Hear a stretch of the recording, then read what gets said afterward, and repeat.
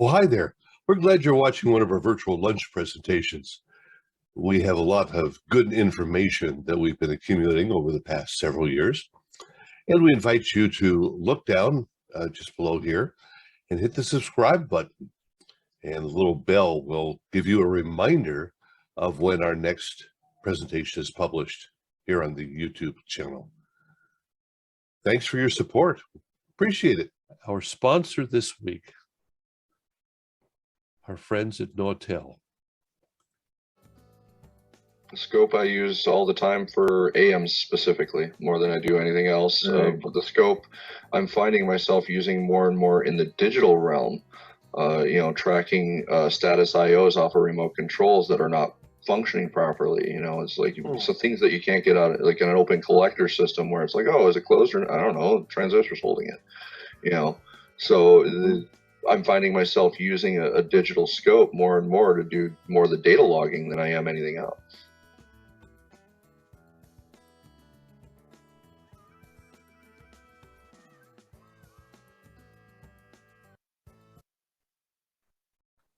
How about that? That worked this time.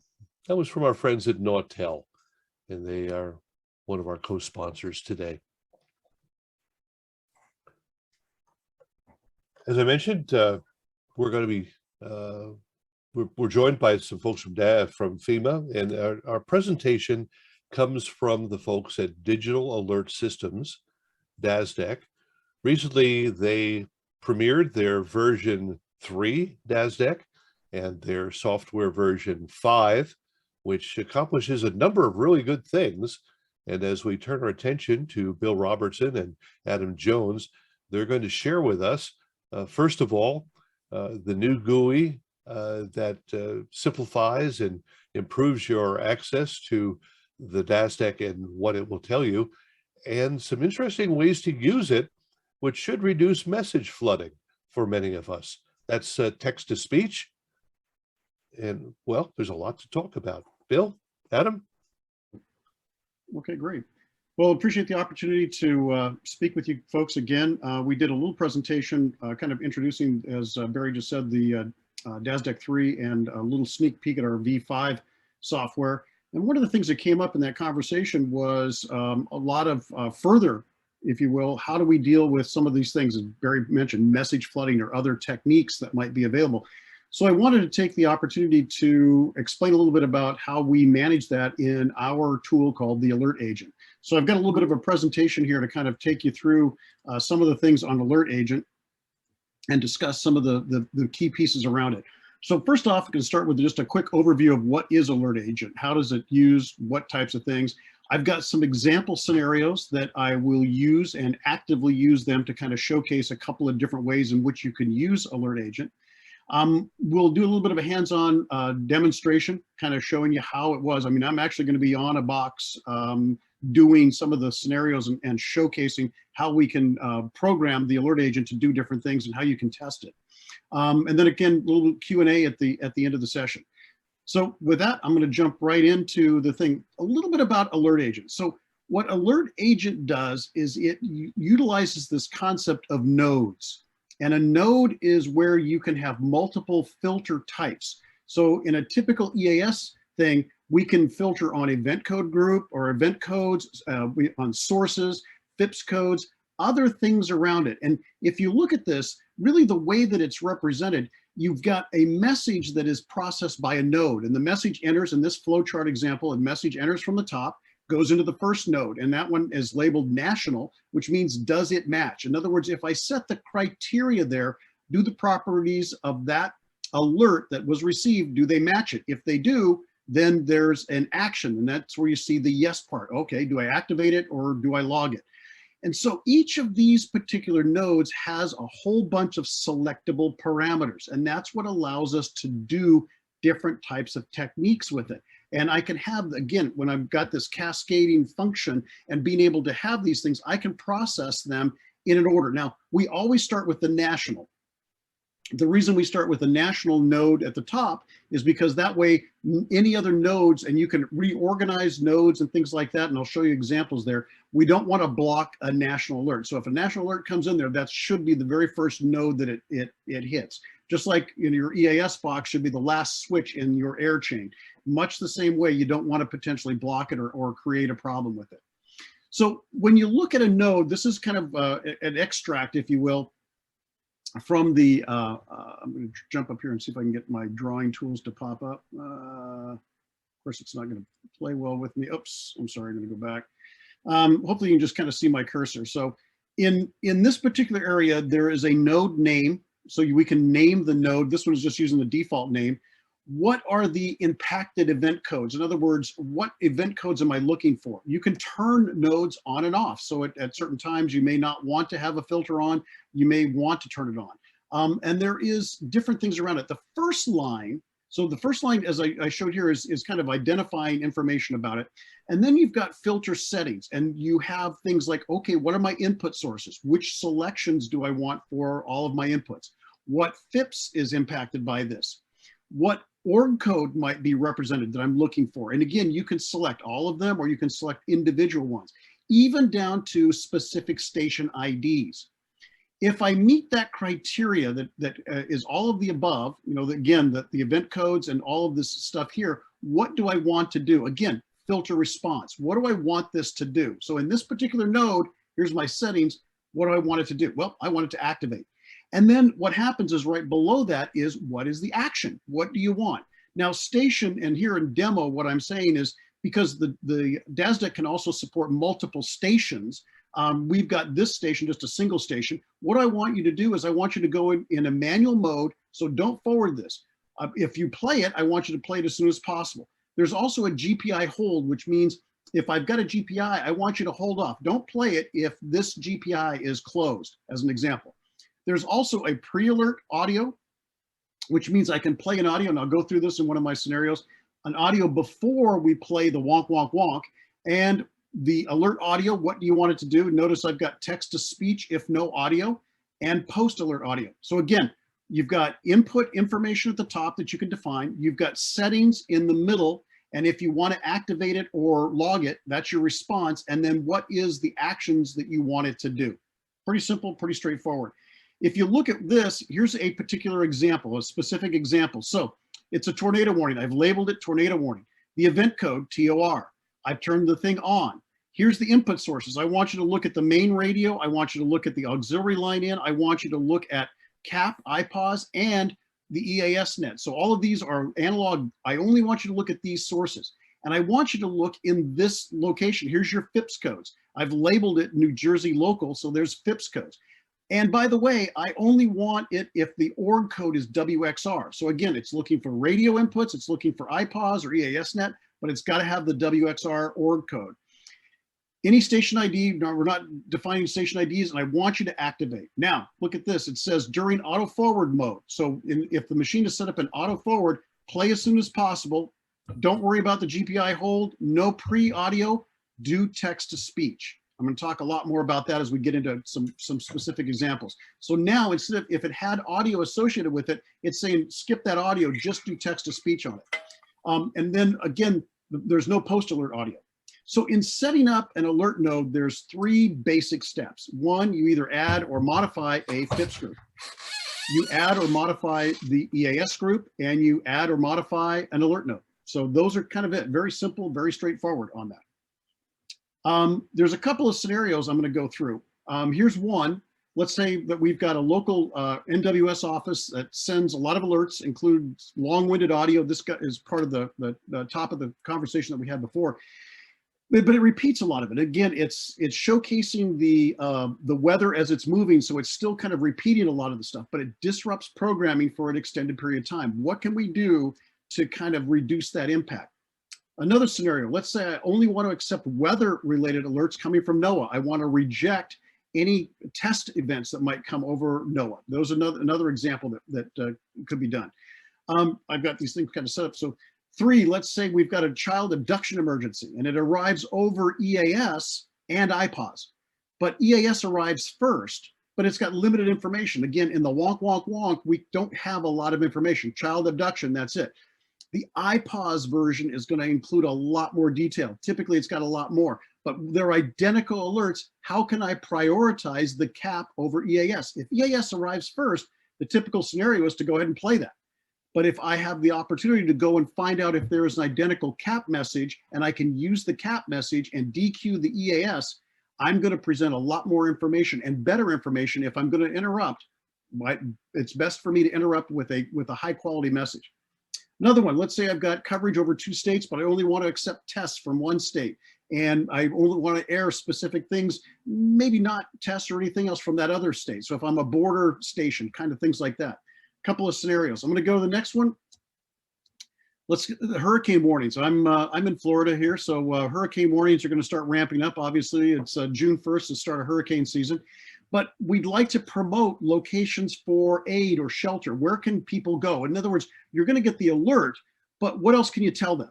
And many times in a automated situation, you don't have necessarily vocal talent that's local or anything else that could add more to it. We've got an ability to add or leverage our pre or post audio things to be able to add that. Or here's another scenario or another idea. What if you contracted with the local hardware store to mention them whenever a hurricane warning is forwarded? We're not sponsoring, we're not doing that. But the idea is if I play a hurricane warning and then right after that, I play the audio for Al's Lumber where they can get the hurricane supplies, tarps, things like that. That's not bad, and it's a way of doing kind of a run of schedule type of thing that is tied right directly to that particular event code. And number 6, I'm going to open it up to if someone has some other ideas or things like that we want to throw in there. I want to be able to do that.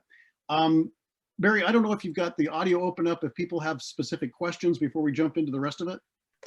Anyone can press their space bar or alternate A, or even enter it in the chat box. Or if you're listening to us on the YouTube, the BDR Net channel, just type it in there in the box and I'll relay it to Bill and Adam. So if you have a question, please feel free. You can also raise your hand and we'll call on you. Okay, so I'm going to jump out of this real quick and switch to the actual DASDEC here. Just up. Of course, everything falls apart just when I try that. Pardon me. Barry, you've been really adamant about stuff happening through the Arizona area. Is Bill addressing in his presentation your concerns? I believe he is. So let's see. Let's make sure. I mean, that's why I left that that one open at 6, and we can do a couple of things to show that. So right now, what I'm showing, I'm going to kind of blow this up just a little bit here on the screen, make it a little bit easier to see, hopefully, and do that. So I am logged into DASDEC right now. This is a V5 demo version. I've selected in the setup alert agent, and the first thing is this manage nodes. Now there's another one tab here for alert policies. This is where you look at deduplication, a couple other things. I'll come back to that in just a minute.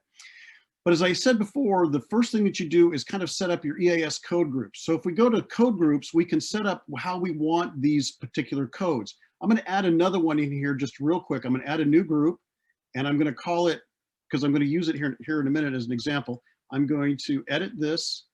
I'm going to call it TOR, and all I want to do is grab the TOR code from my list, because again, I'm going to use that for a specific example. Oops, let me get to it. Tornado warning. My fault. You guys are going to watch me stumble around here a bit, but that's okay. I appreciate that. And then, come on. Add that to my list. It automatically populates it with these. I'll just remove those from my list, so I've got that. I'm going to accept the changes on that. I'm going to add another one real quick. So there's my TOR warning. I'm going to add another group that we talked about with that hurricane one. So I'm going to go ahead and do that while I'm here. Again, when I click it, it just adds a new one. I'm going to call this my hurricane. I'll just do hurricane. You get to watch me type too. And then I'm going to go get the hurricane warning. That's just spell check for us, Bill. That that's part of my browser, so it does that very nicely. So Good. hurricane warning, add that to my list, and get rid of these others real quick, just so I have it already done. And I'll remove that one and accept changes. So now I've got a couple of different ones. I've got a child abduction emergency that's set up. I've got a hurricane, I've got a tornado, and here's some weather warnings, which will work with these things. I'm going to edit this one. This does have a TOR in it. I'm going to use that to kind of show something else in just a moment, but I just want you to see that I've also got it there too. Again, what you see here is a use count. So it tells you whether this particular group is used in one of the nodes. So you can't delete one if it's being used, and it shows you in a number of other filter scenarios in the DASDEC where it might be used. So it's kind of a nice thing. The other one, as we built the code groups that we're going to use, I'm going to go to FIPS groups, and I've got a couple of different FIPS types of things. So here's like West Central Florida group. I've got other ones. In the same vein, if I want to add a new FIPS group, and we can come in here and edit this, it comes with a preset number. Barry will address your thing in Arizona. So we'll go to Arizona as the name. I can pick the state, Arizona here, and oops, get my Arizona going. And I'll just say Pima County. Pima, we'll go Pima right there and add that to my list. And we'll just use that, accept it, and then we've got Pima. So we'll use that to represent some other things as we go through that. So now I'm going to go back. I've created EAS code groups. I've got FIPS groups, and now I'm going to go into my alert nodes. So one of the things, again, is as I showed and represented in that particular thing, we've got the national alert, and these nodes, this is the exact order that they're executing. You see, if it matches this criteria, it continues on into the other nodes. So from national, right now we've got one set up for monthly tests, we've got one set up for weekly tests, and then the default node. So right now, these things are kind of what you would see as a typical scenario. I'm going to do something real quick because I wanted to turn this off first. I didn't turn it off before I got there. I'll come back to that in a moment. I'll explain that. So again, when you see these particular nodes, you've got all the things, and there's some information about what's going on that you can do with each of these. But to add a custom node, so again, I've got national RMT, RWT, you've got different things that you might want them to do. But let's go ahead and add our first custom node, that first alert thing that we talked about, or that first scenario. So I've got a code and a first node, and I've got that first node in here. Again, it uses a default name that we've got. I can then go in here and say, let's edit this.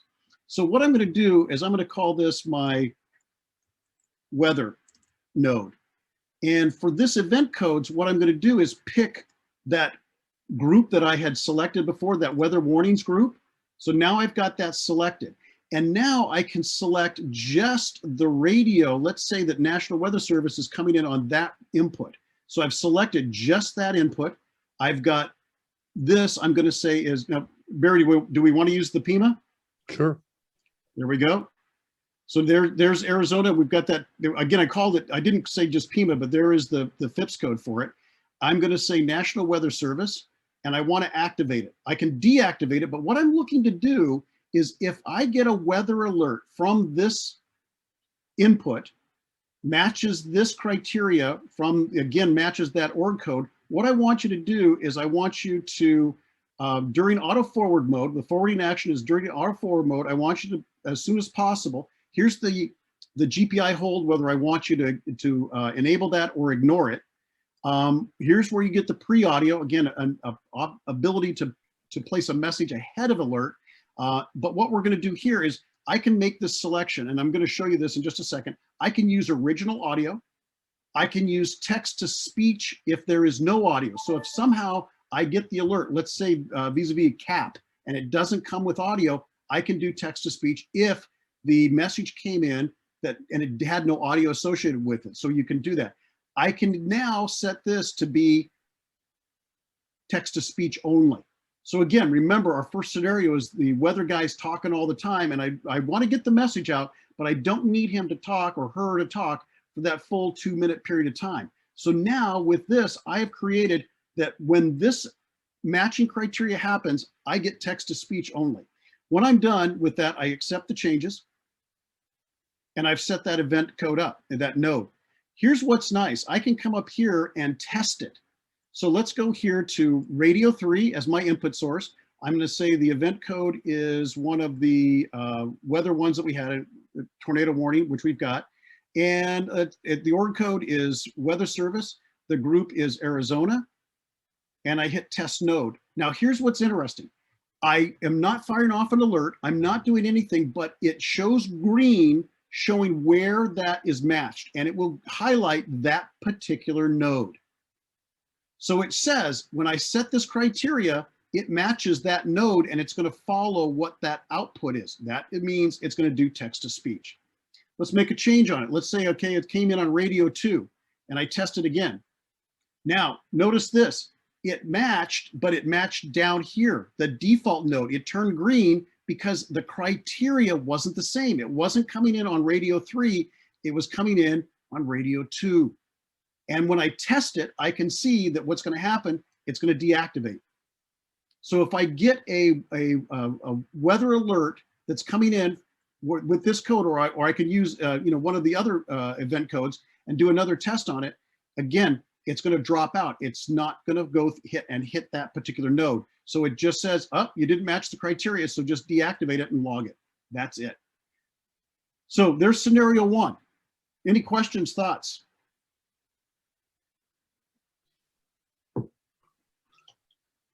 Bill, when you say text to speech, let's raise that question here. What text to speech?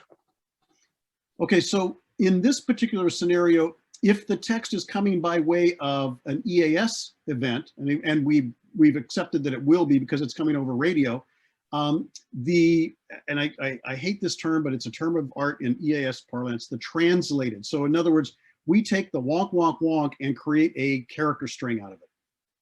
This is the trigger during this period of time. Here's the event. Here's the impacted counties. And all of that comes together and creates a string of text. That text string is what gets passed to the text-to-speech engine because that's all we're working with at that time. So for this scenario, the text-to-speech is going to be the text coming from the EAS event, translated, or if you will, broken up out of the FSK string that we got and created it to form the sentence structure that the text-to-speech engine would play out. So you couldn't, in other words, instruct it to just give what the content of the alert is.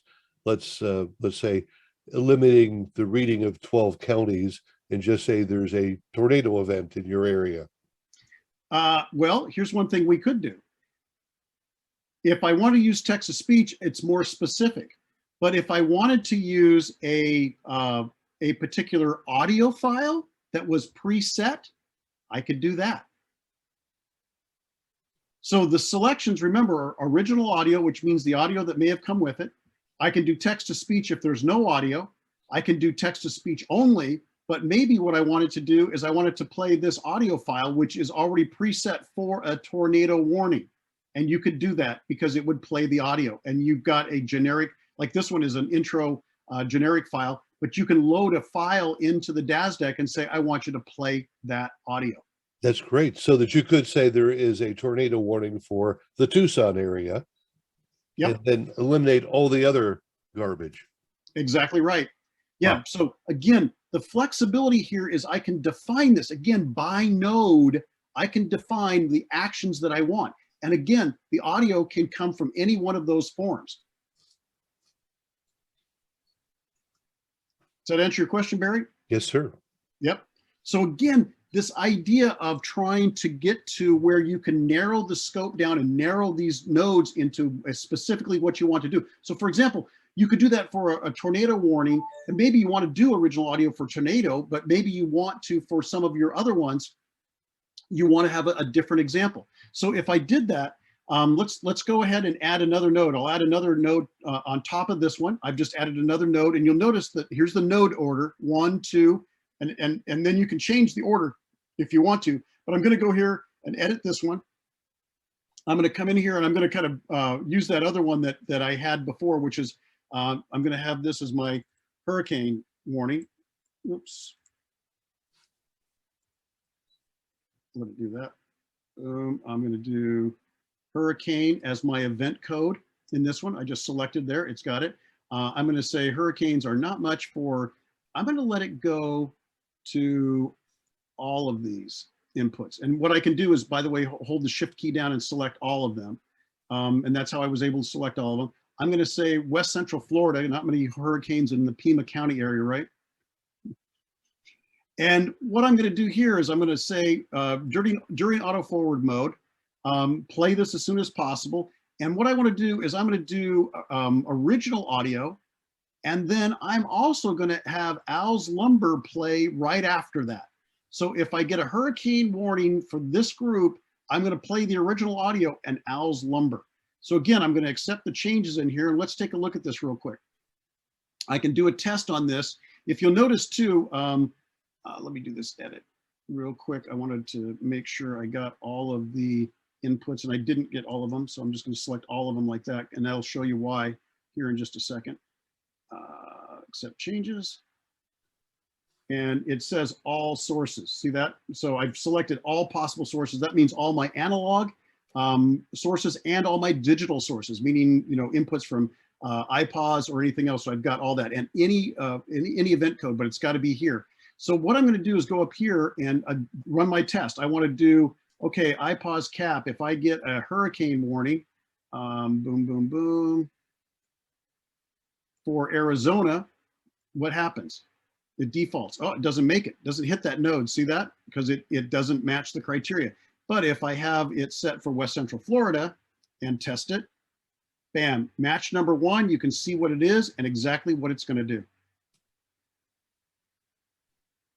So what's nice is I can set all of these different criteria up. I can test it and I can verify it before, again, I don't have to have another system fire it off. I don't have to wait for an event to see what it does. I can test all the possible scenarios using this test node function to find out what's going on. Again, if I had something here that said that came in from radio 2 and it was, let's do the big one, an EAN, what happens? Test node, bam, right there. See that? It matched the national code. No matter what, there it is. It shows it. So I've got a whole bunch of different things about being able to do different tests and verify my node settings. If I did flash, let's do flash flood statement and see where it comes in. Let's do this one and do a test node. Again, where does it go?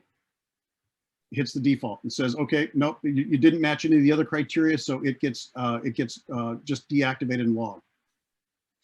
If I did flash flood warning, set it up for radio 3, my National Weather Service radio, and it hits, oh, guess what? I didn't match the criteria because my weather is looking for that area right there. So again, this node capability and the ability to test these things lets you do a lot of work and verification before you ever get anywhere, you know, before you actually put it on air, if you will. Now, I also said that one of the things you can do is you can change the order. So if I wanted to swap the order, maybe the weather one, because here's the TOR, remember? And it's for Arizona, but that way it would trap this because of the stack order. It would get to this before I got to it, like say a TOR later on. So again, a lot of stuff in here, and I know I'm kind of buzzing through this very, very quickly, and I don't want to skip anything, but I know there's probably going to be a lot of other questions that we come on there.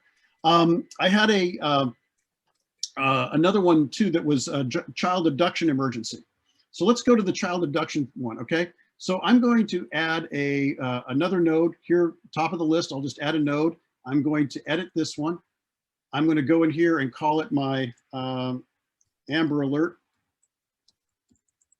I'm going to say I want Amber to come in on all of my sources. So I'll just say on any source, if I get an Amber Alert, I want it to come in there. I'm going to change this to my child abduction thing because that was the one that I had. That was the CAE event code, as you see there. And I'm going to set it up for, let's use Maine just for that. And on this thing, what I'm going to say now is, again, it comes in from anywhere. But what I want to do is I'm going to, during auto forward mode, when it's ready to go as soon as possible. But what I really want to do is I want to look at this thing and say, I'm going to take the original audio. But remember, as we said before, Amber Alerts tend to have a lot more information if they are generated by iPause. So what I'm going to do is this. I'm going to accept these changes right now. I'm going to switch over to alert policies, and I'm going to turn on triggered cap polling. It's now turned on and activated for all of the alert thing as a policy. This changes something in the window. I want you to see that. In this window now, I have this that says, what's my active? Okay, remember the action, this is what I want you to do. If you meet this criteria over here, I want you to activate. And this thing is interesting. It says trigger cap polling. What are you going to do? Well, trigger cap polling exists such that you will receive that alert. Let's say it comes in over EAS, wonk, wonk, wonk. But with trigger cap polling, I say the machine goes out immediately as soon as it senses that alert and looks for an equivalent alert. Remember that iPause and EAS may have sent the same alert, but I get the EAS one first. I want this thing to say halt. Don't send it until you have within the next 15 seconds, look for the iPause equivalent. If it's there, use it. DQ the EAS event and use the identical information. Why? For a number of reasons. Again, the alert is going to be much more robust. There's going to be more information in there. If there's audio associated with it, it's probably got a preset speech that is linked to it, and it's going to be appropriate for it. You're going to get a lot more information. So in this particular thing, I've set this up to activate, but I've set my trigger cap polling window to be, and it's using the global setting, the setting for all of them, but I can also use a node window setting for a very specific node and maybe open this up to 30 seconds. In the next 30 seconds, I want you to go out and again, it's going to be polling iPause looking for the event. If it finds the event, pulls it back, and it matches the criteria, it's going to DQ the EAS and it's going to use the cap message. So now I've done this trigger cap polling and I've created a very specific window. I've created key criteria. And for this node, if trigger cap polling is turned on and activated for this, I want you to look within the next 30 seconds. Notice this one down here is only for 15 seconds because that's the global setting.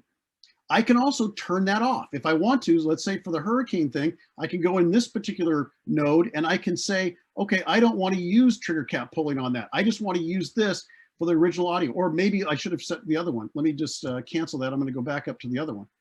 Let's use that weather example as a thing. So don't do trigger cap polling on this. I can edit this node, go in here, and I said, no, I don't want you to go looking for that because I'm only going to do text to speech on this. And I want you to just turn this off. And I can turn off trigger cap polling for that particular node. So now let's look at these things. I've created an Amber Alert child abduction emergency for this particular area. If and any source that comes in, it will look at any source. If that is, again, if it arrives as cap first, it will prioritize cap over it because it's going to say, oh, okay, that's what I want to do. I want to use cap. If I get EAS first, it's going to use the trigger cap polling in the next 30 seconds, go and look for a matching a cap alert. If that matches the criteria, DQ the EAS and use the cap message. If there's any original audio, use that, and that's what you want to do. The key thing too is that if we don't have audio, we'll use the text to speech, and that's kind of the thing is you can set that up. These other sources and things we've got, we've actually turned trigger cap polling off. If I get this weather alert, I don't want you to do trigger cap polling. Just do text to speech. Again, we talked about that message flooding and other things like that. That's how you can do some of the pieces here. Hurricane, again, with the hurricane, what I've got, something unique here is I've added this post-alert audio. Now, I could do a pre-alert audio and says, the following is brought to you as a public service of this station. So I can actually set it up instead of just all of a sudden in the middle of programming, bonk, wonk, wonk, wonk, and disrupt something. At least you can segue into it. Maybe a little bit of quiet and then segue in saying, hey, you know what, here's an intro to this. And it could be something here. In fact, if I edit this and do the audio, I can say, here's my intro and save that. And now I've got both an introduction to the hurricane thing, the audio, the original audio, And then the outro, if you will, or the post alert is a little clip from Al's Lumber saying, here's where you get your hurricane supplies. So that's a big one on Alert Agent. I'm going to do this very real quick and jump back into the presentation mode just to kind of wrap it up, and then we can come back in for some additional questions if people have some additional questions. But I'm kind of looking to stick to the hour presentation that we have.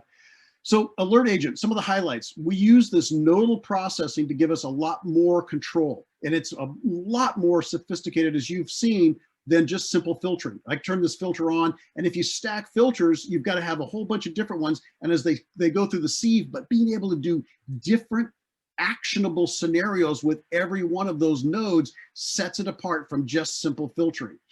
We can also handle some very alert complex things. And because we've got different nodes, the node order stack and everything else, and the activation functions gives us a lot more control to be able to do that. Again, these parameters are unique by messages, by types, everything that you want. All those parameters can be set inside of an alert node.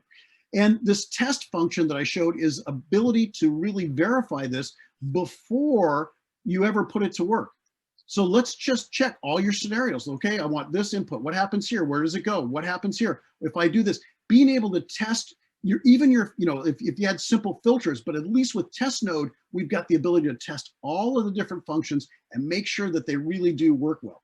By the way, Alert Agent was introduced in our product back in 2016. So this thing has been available for customers in our V3 release going back to 2016. All DASDECs have it. It's not an option. It's just built into the system. You've got that. We added trigger cap polling in 2018, which gives us the cap prioritization. So trigger cap polling, again, all DASDECs have it.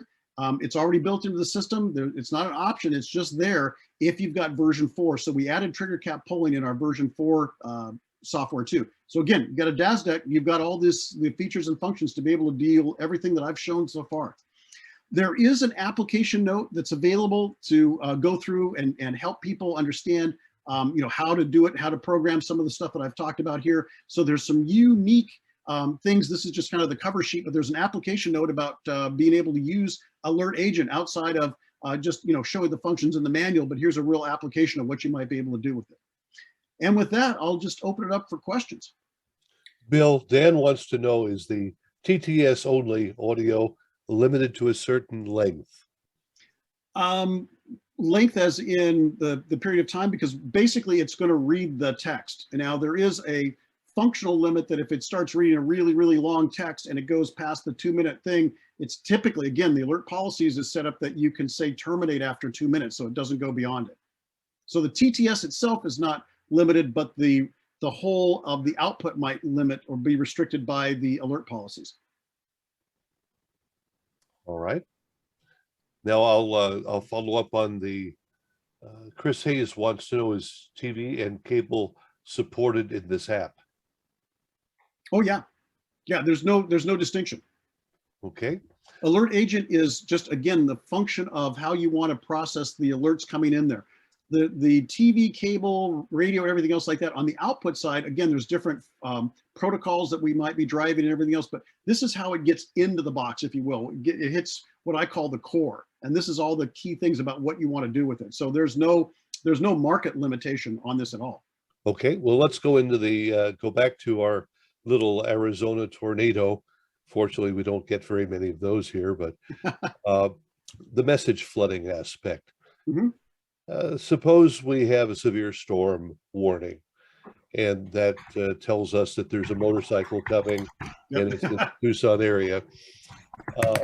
And they're going to do another one in 10 minutes and another one 10 minutes after that and another one. How do we take the first one and not take all the others, or what can we do? So that becomes a real, and we talked a little bit about this the last time about where some of these things are somewhat problematic. And that's the fact that unfortunately, with no other information, again, we've got a FIPS code, we've got an event code, we've got a timestamp, and those kinds of parameters that are part of the EAS protocol. With no other information, there is no way to discern, like if a storm is moving. So if I drop a FIPS and add a FIPS as it's moving through there, it actually is considered a new message. And that's the problem. But could you say it says a severe storm warning, count number 1, count number 2, and then after 2, within an hour period, you stop? That's a possibility. What we have proposed is an extension of the EAS protocol, just the standard protocol, to embed inside of, and this is not wholesale changing the whole wonk, wonk, wonk characteristics, but adding, and we've got a function that's called TDX, stands for Textual Data Exchange, to add a little extra to the right after the attention tone. And it's perfectly legal in the EAS parlance, everything else, that if we could get the National Weather Service to include a message ID, that would allow us to resolve and know that that is in fact the same message, even though there might be other changes in the parameters. In other words, we dropped a FIPS, we added a FIPS, again, as the storm is moving from east to west. Anything that we could do to recognize it as being an identical event, meaning, oh, hey, it has the same ID, therefore I can ignore it. But right now, the unfortunate situation is if there is a change in any of those current parameters without a message ID or other way to understand that it's not unique, it's considered a different message. And unfortunately, it's going to be played because there's no way to look at it in any other way. The current EAS mechanism doesn't allow us to have anything but those tools. We would love to, and we actually put this in our FCC filings recently about the idea of adding a particular message ID or something that could be used to further resolve those things and not, again, this is all of our things about trying to reduce this message flooding, but we need another parameter to truly recognize them as being the one and same message for that particular event. Well, I'd encourage you then to do a count so that if you have a single event, SVR, FFW, whatever, after the third one in an hour, they deactivate those. Richard Redmond would like to join us, and he has a question, comment. Yes, I do. As the person who coined the phrase message flooding and started to talk to Weather Service about it, I want to say that I think that what Bill presented today as a result of development over the past 6 years or so for DASDEC, it sets a very high watermark for all EAS boxes that are installed that are not DASDECs. And I think that the feature set you have explained here, and the options that it presents, it has the potential of winning back some of the hearts and minds that have been lost through message flooding and other issues. And I think really you've added some real support for the supposed intent of Part 11 to be able to have people volunteer to do this as a public service. And I just hope that high watermark you set could be somehow followed by all devices someday. And a comment. Well, thank you. And Barry, I've written your thing down about the possibility, and think about this in the context of a node that the possibility might be, a count, and if it exceeds or meets a count. So there could be something that you might find in a new update. Yes, 2 little boxes, count and within a time period. So yeah. Anyone else have a question or comment here for Bill to refer here to the version 5 GUI, and anything, Bill, that you also want to comment about the DASDEC-III? I think you mentioned it's mostly updates for the TV cable folks rather than the radio folks. No. I mean, I don't have a G3 thing up here. It's not so much that we've taken our entire, multiple product line in the radio TV market and the CATV and combined them now into the DASDEC G3. That's going to be available for purchase. We're going to be all of our pricing and everything else is moving over into the G3 thing as of June 1st. So once again, the BDR folks get ahead of the curve. They learn more than anybody else. We haven't even told all of our dealers yet about all the details, but they're on tap to get their indoctrination starting on Tuesday. So nonetheless, the thing is that there's nothing.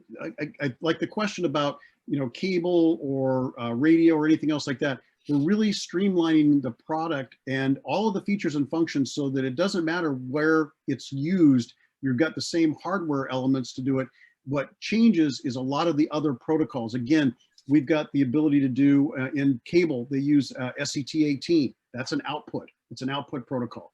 So once you get the information in there, we can add those kinds of license keys for protocols, for different ways to interface. Again, EASnet going into RCS and wide orbit. ENCO has looked at it as a thing for being able to feed EAS messages directly from the box over IP. That includes audio. So there's some really slick things about being able to do that.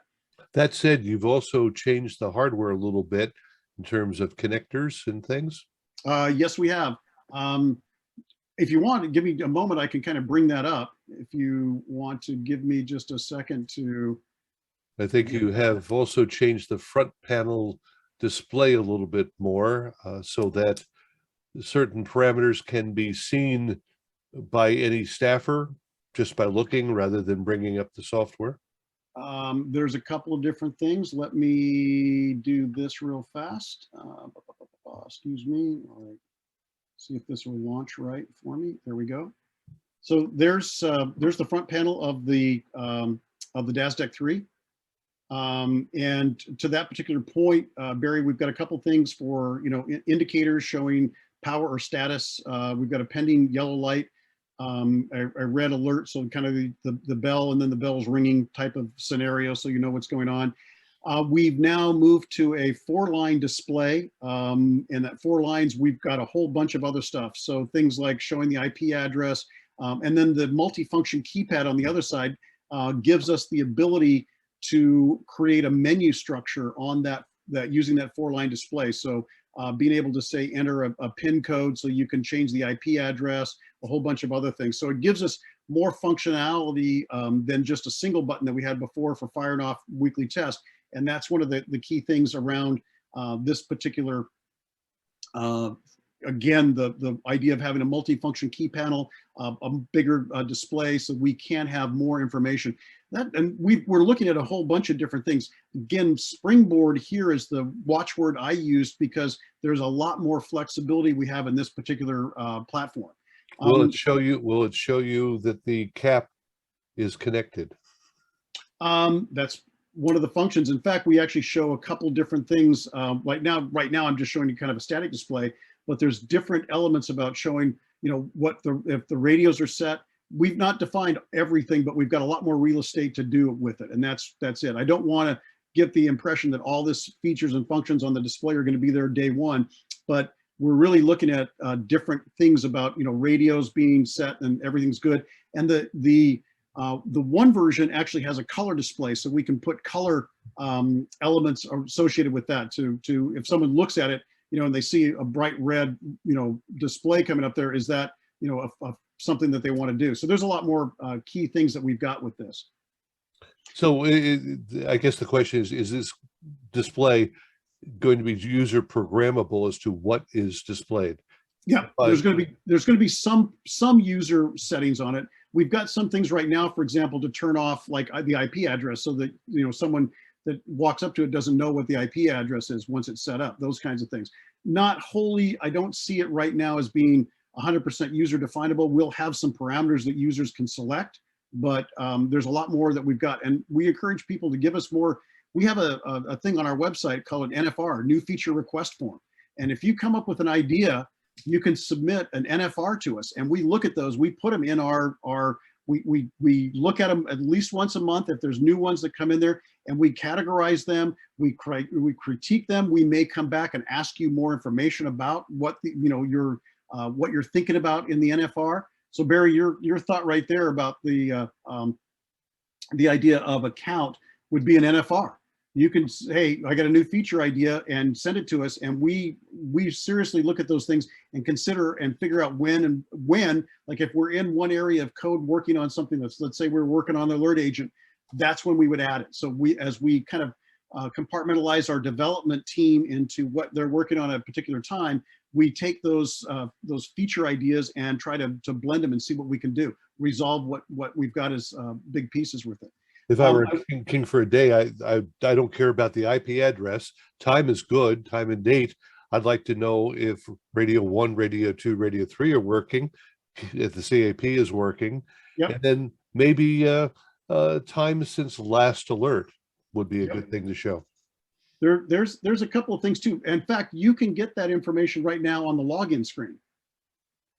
But so if it's a staffer that doesn't have login privileges, or a new you don't even staffer have to log doesn't in. know. Yeah, I'll show you that. You don't even have to log in. Okay. But I wanted to, you mentioned the other one. So this is what the rear panel is right now. Again, the key thing around this that we seriously modified, we got rid of the terminal strips, and we went to the studio hub type of wiring using RJ45s as the key element for audios, whether they're, whether they're digital audio or analog audio, and we've got the capabilities to use those as Cat5 wires or the studio hub type of wiring. And that's a big one, because again, you can unplug those RJ45s and snap them together. They've got a physical constraint, and if you want to fan them out to XLRs, go right ahead. It's a real inexpensive cable to do that. Very good. So, any other questions, friends? Again, just press your space bar, raise your hand, jump up and down, whatever it takes. I think your system here has come a long way since the first one that I saw, Bill and Adam. I think that the flexibility is tremendous, and the ability to bypass this is an alert for the counties of Pima, Maricopa, Cochise, and the fact that you can do something I have championed now for 20 some years. You should be able to say there is a severe storm warning in the Tucson area or in the Columbus, Ohio area, and who cares whether it's Hatcher County or Fisher Bait County or whatever, because people on the freeway won't know. Right. I wanted to point out, Barry, just a real quick one. You don't have to log in. If you turn this on, you don't have to log in. You can just go to this page and it tells you that your radios are tuned or up and going, or what your digital inputs are doing too.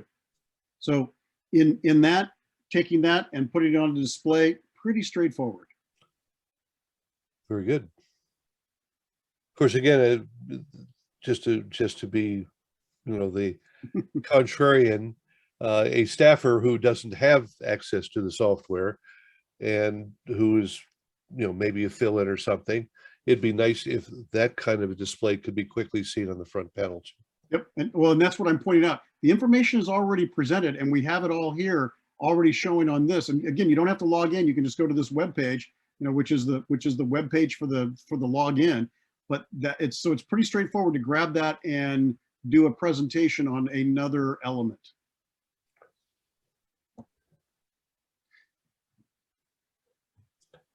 I don't want to be the one asking all the questions, but I've run into so many brain dead staffers over the years. Yeah, as simple as that is to log in on the browser. Yeah, there are people that are going to say, I don't know how to do that. No. I'm just saying that we present that information, so it's pretty straightforward to present it in another place vis-a-vis the front panel. It's not there yet, but great idea, and look forward to that because we already do it in one place because people wanted it there. So, well, Barry, we're bumping up to the hour point. I wanted to thank you for the opportunity to present to this. Richard, thank you for your comments too. Appreciate that. Hopefully you guys will see that this is a very powerful tool. It's not just, again, the simple things that we've got. If you have questions, more information, you can contact me. There's my email address and my extension. Also Adam, who is, as indicated, is in a place that wasn't very conducive to that. So we had talked about trying to split this up, but he's just letting me rattle. So that's good. But you can get hold of either one of us if you've got some particulars that you are interested in. Maybe a particular scenario that you'd like to discuss and see if we can take care of it with Alert Agent. That'd be great. So with that, I'd like to say thank you and appreciate your time. Well, thank you, Bill. Appreciate very much your helping us, and we look forward to seeing more features built in and making these EAS, bridging that gap that we have where some stations have moved away from it. And I think this is a great way to bring them back.